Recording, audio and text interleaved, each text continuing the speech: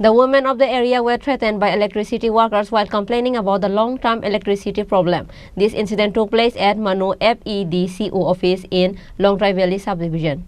On Saturday, all the women of Thailand, the fishery neighborhood, went to complain to the FEDCO office about the long-standing power problem, and then an employee in the office named Kandapa Debarma threatened to leave the office besides misbehaving with the women. The women of Tripura are demanding the removal of the office worker due to such behavior. As soon as the video of this threat went viral on social media, the power department worker Kandapa Debarma threatened to kill himself in the telephone.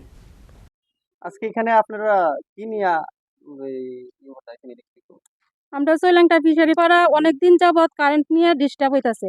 তারা call করলে একটু সময় line দেয়, তারপরে আবার সারা রাত্র line নাই।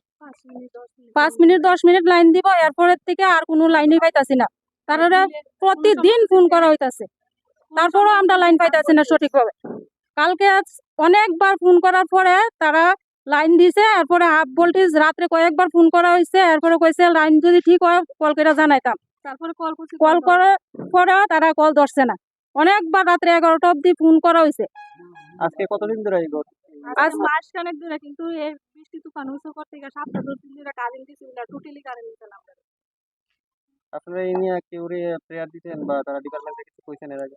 হ্যাঁ, জানানো হয়েছে, বারবার জানানো হয়েছে কল করে। আপনার নাম? আমার নাম মিতা রায় Chowdhury. Bureau Report, Chini Khorang.